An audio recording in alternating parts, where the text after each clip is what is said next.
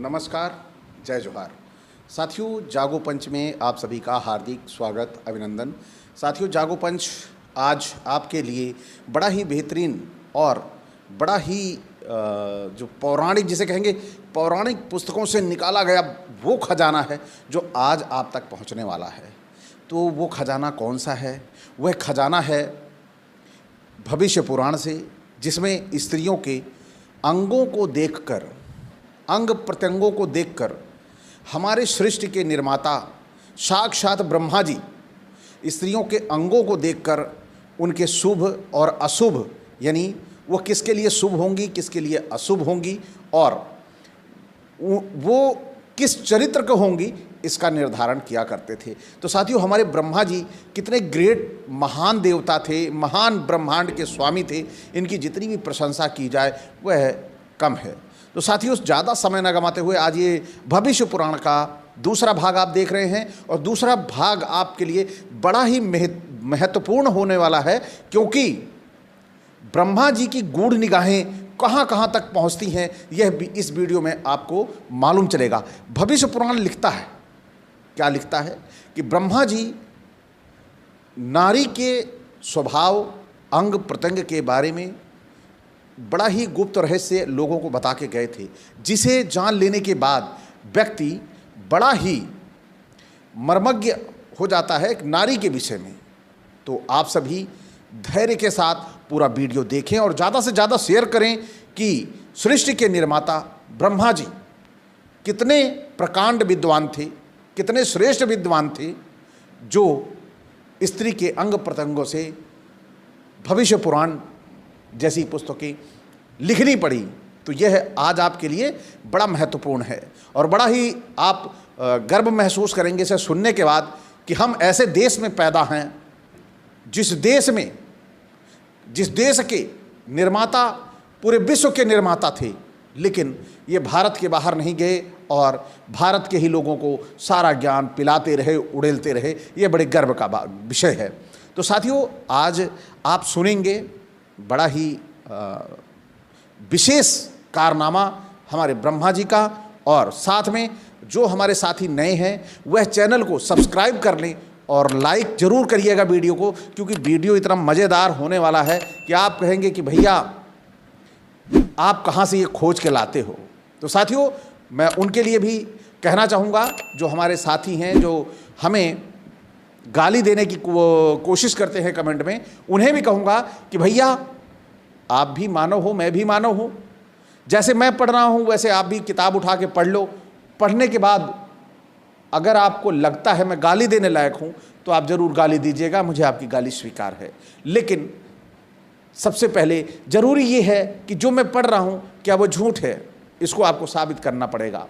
तो साथियों, आइए चलते हैं आज ब्रह्मा जी की विशेष कृति के बारे में, जिसका आपको इंतजार होगा। साथियों, ब्रह्मा जी कह रहे हैं, जिस स्त्री का योनि प्रदेश रोम रहित, समान एवं संधियों से सुश्लिष्ट हो, वह चाहे नीच कुल में ही उत्पन्न क्यों ना हुई हो, राजा की पत्नी होती है।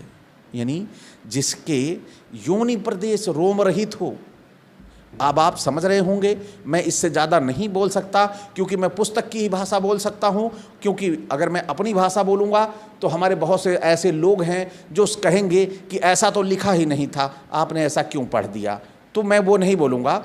आपको मर्यादा सहित भाषा जो लिखी हुई है, मर्यादित भाषा हमारे ब्रह्मा जी के लिए, वो मैं सुनाऊँगा आपको।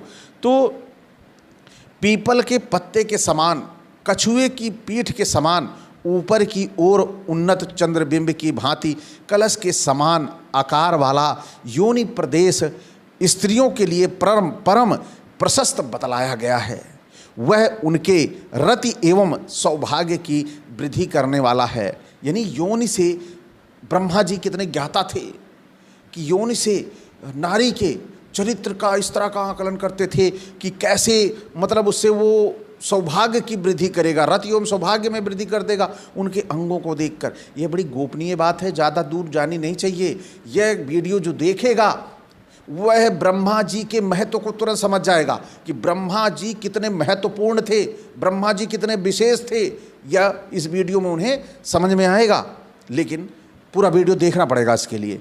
जो तिल के पुष्प की भांति हो, आगे की ओर पशु के खुरों की भांति दिखाई पड़ता हो, ऐसे दो प्रकार के योनि प्रदेश दरिद्रता एवं दूसरे की दास्ता वाले होते हैं। श्लोक नंबर 32 है। उलूखल के समान योनियों से शोक प्राप्ति होती है। उलूखल माने क्या होता है? उलूखल माने जो कूटने के लिए जैसे होता है ना, किसी में कूटते हैं मसाले वसाले, तो उसे उलूखल कहते हैं। तो उसके समान अगर योनि है तो भाई वहाँ शोक प्राप्ति होती है। जिसका मुख प्रदेश सर्वदा फैला हुआ हो, ऐसा योनि प्रदेश मरण की सूचना देता है। असुंदर, दुर्गंध युक्त, मांस रहित, हाथी के समान रोम युक्त वाली युक्त प्रदेश स्त्रियों की दुःशीलता, दौर्भाग्य एवं दरिद्र के सूचक होते हैं। यानी हाथी के समान जिसका योनि प्रदेश होगा, उस वासी वहाँ बाल होंगे, तो वो क्या होगा? दुर्भाग्य और दरिद्रता का सूचक होगा। ब्रह्मा जी ने बड़ा ही गूढ़ रहस्य बताए हैं, और मैं चाहता हूँ कि ये गूढ़ रहस्य मैं अकेला क्यों जानूँ, हमारे समाज में सबको जानना चाहिए।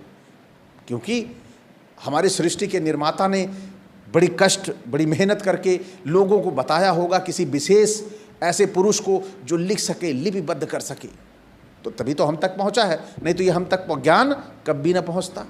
तो आइए चलते हैं फिर। देखिए, हे द्विजगण, कैथे के फल के समान।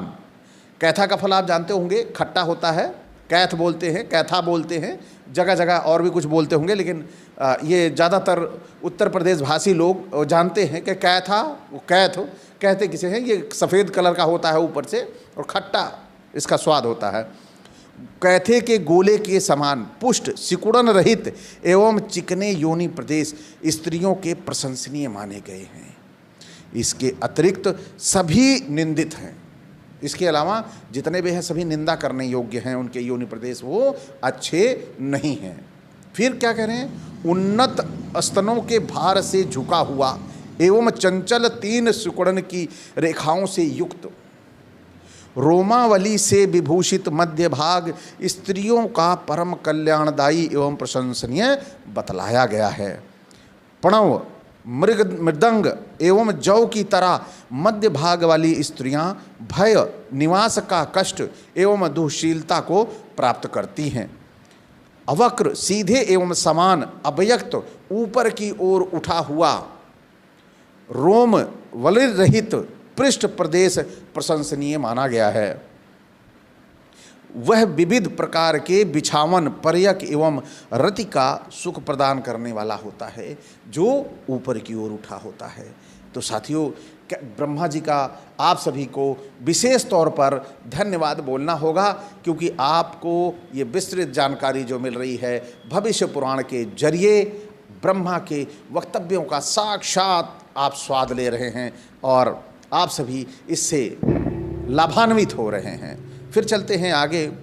स्त्री का पृष्ठ प्रदेश यानी पीठ, पीछे वाला, यदि कुबड़ा, असुंदर एवं रोमावली से व्याप्त हो तो उसे कभी स्वप्न में भी सुख की प्राप्ति नहीं होती है। वह अपने पति को मारने वाली होती है। ये बड़ा ही खतरनाक, मतलब बहुत काबिल तारीफ ब्रह्मा जी ने बता दी है, और यह जानकारी हम सभी की होनी चाहिए।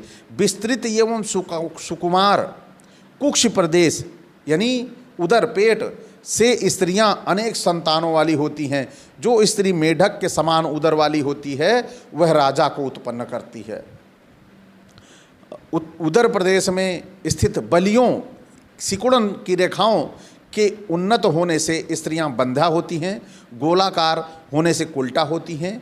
ऐसी स्त्रियां सर्वदा जार कर्म में निरत होकर भगेली बनी रहती हैं। कौन स्त्रियां? जो सिकुड़न होती है, जिनके से चेहरे पर या उन्नत होने के स्थित बंध्या होती हैं और गोलाकार होने से उल्टा होती हैं। ऐसी स्त्रियां जिन्हें छिनाले, जार मतलब छिनाले लिखा हुआ है यहाँ में इस पुस्तक में, कर्म में निरत रहकर भगेली बनी रहती है, यानी भागती रहती हैं इधर उधर। फिर देखिए, नीचे की ओर झुके हुए हृदय प्रदेश से स्त्रियां उन्नत स्वभाव वाली होती हैं। ऊंचे हृदय प्रदेश से क्षुद्र स्वभाव वाली एवं कठोर होती हैं। समान हृदय प्रदेश से युक्त स्त्रियां दीर्घायु एवं परम ऐश्वर्य वाली होती हैं। सुडौल, गोल, उन्नत, पुष्ट, सघन एवं आयताकार दोनों स्तनों के मंडल स्त्रियों के लिए परम प्रशंसनीय माने गए हैं। यानी स्तन उनके कैसे होने चाहिए, वह प्रशंसनीय कैसे होते हैं, यह ब्रह्मा जी विशेष तौर पर बता रहे हैं। और आप सभी ब्रह्मा जी की बातों को बड़ी गहनता के साथ, बड़ी धैर्यता के साथ श्रवण करना चाहिए। जब ऐसे आप श्रवण करेंगे तो आपका ज्ञान जो है ब्रह्म ज्ञान को प्राप्त होगा कि यानी आप ब्रह्मांड के जो हमारे सुपीरियर हैं, ब्रह्मांड के मालिक हैं, आप उन तक सीधा अपना लिंक जोड़ लेंगे। आइए आगे चलते हैं।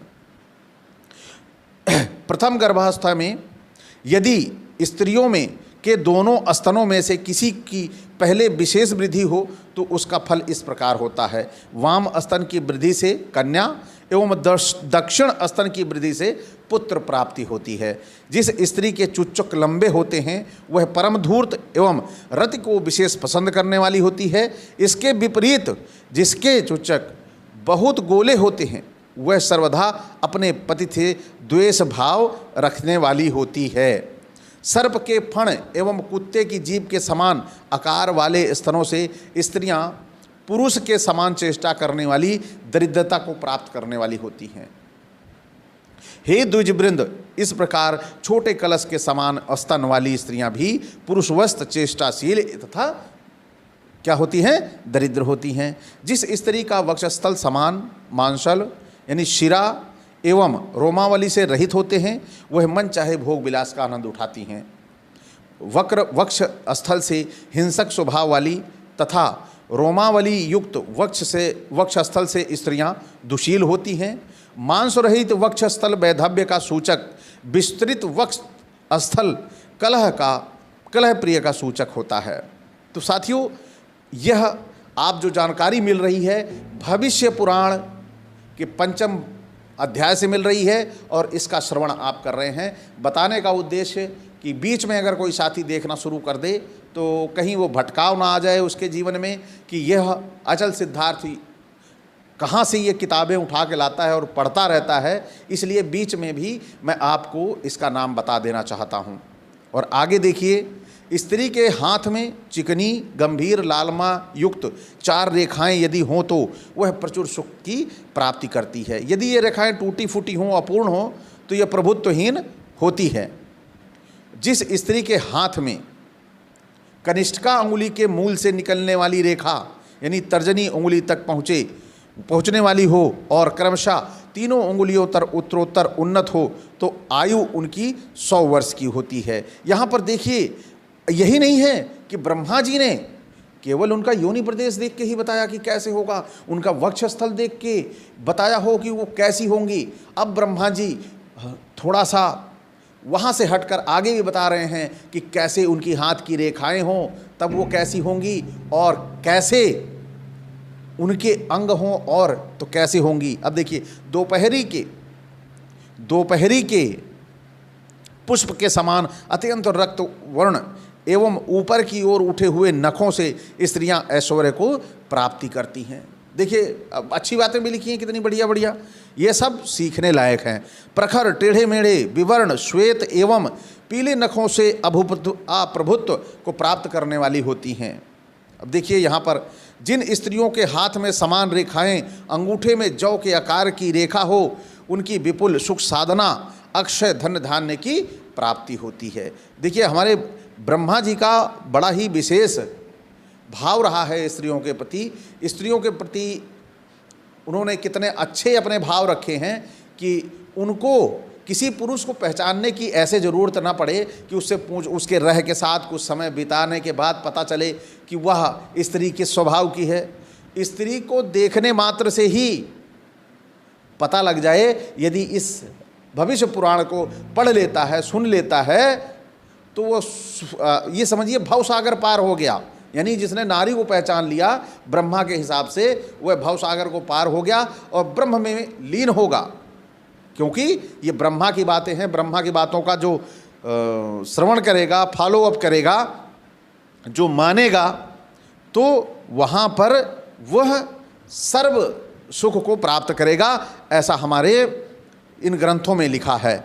और जिस लंबी ग्रीवा वाली स्त्री बंध की अर्थात छिनाल होती है। देखिए, अब यहाँ पर ब्रह्मा जी ने कुछ गलत नहीं लिखा है, केवल नारी की पहचान ही बताई है। और ब्रह्मा जब नारी की पहचान बता रहे हैं तो यह समस्त मानव जाति के लिए अनुपालन करने योग्य है। अब देखिए, टेढ़े कंधे वाली बंध्या तथा ऊंचे नीचे कंधे वाली व्यभिचारिणी होती है। ये सारी बातें आपको भारत के बाहर कहीं ऐसा ज्ञान नहीं मिलेगा। ऐसा मतलब समझिए कि चमत्कारी ज्ञान और इतना उत्तम ज्ञान भारत में मिलेगा। जिस स्त्री की क्रिकाटिका ग्रीवा की ऊंची ग्रंथि जो रीढ़ को जोड़ती है अनुन्नत अर्थात ऊंची उठी ना हो, मांसल एवं समान हो, उनकी आयु बहुत लंबी होती है, उनका पति भी दीर्घजीवी होता है। यदि ग्रंथि यदि मांस रहित अथवा अत्यंत मांसल नसों से व्याप्त रोमावली युक्त हो, तो वक्र विकट हो, तो वह प्रशंसनीय नहीं है, वह किसी प्रकार से प्रशंसा के योग्य नहीं है। तो साथियों, आज आपने देखा कि हमारे ब्रह्मांड के रचयिता, ब्रह्मांड के निर्माणकर्ता श्री ब्रह्मा जी ने नारी के योनि प्रदेश और वक्षस्थल के बारे में कितना विस्तृत ज्ञान दिया। और यह विस्तृत ज्ञान मैं जानता हूँ कि यह पुरुषों के लिए बड़ा उपयोगी सिद्ध होगा। और आप सभी हमारे जो भक्त हैं वह बड़े ध्यान से इसको आगे जारी और प्रसारित करेंगे कि जिससे ब्रह्मा जी के बारे में, ब्रह्मा जी के विशेष कारनामों के बारे में पूरे समाज को पता लगे, जिससे वह नारियों को पहले से जान समझ लें और तब उनके साथ शादी विवाह या जीवन यापन करें, जिससे वह अपना सुखमय जीवन व्यतीत कर सकें। यह ब्रह्मा जी के अनुसार है। मेरे अनुसार यह ब्रह्मा जी को किसी ने टारगेट किया है और अपने मनोभाव इस पुस्तक में उड़ेल दिया है, क्योंकि सृष्टि का निर्माता यदि कोई होता तो ऐसा ना होता। तो साथियों, आज का ये वीडियो आपको कैसा लगा? अच्छा लगा हो तो लाइक ज़रूर करें और साथ में शेयर ज़रूर करिएगा और बेल आइकन की घंटी भी दबाइएगा, जिससे हमारे वीडियो का नोटिफिकेशन आपको त्वरित गति से पहुंच जाए। इसी के साथ आपसे विदा। जय भीम, जय मंडल जी।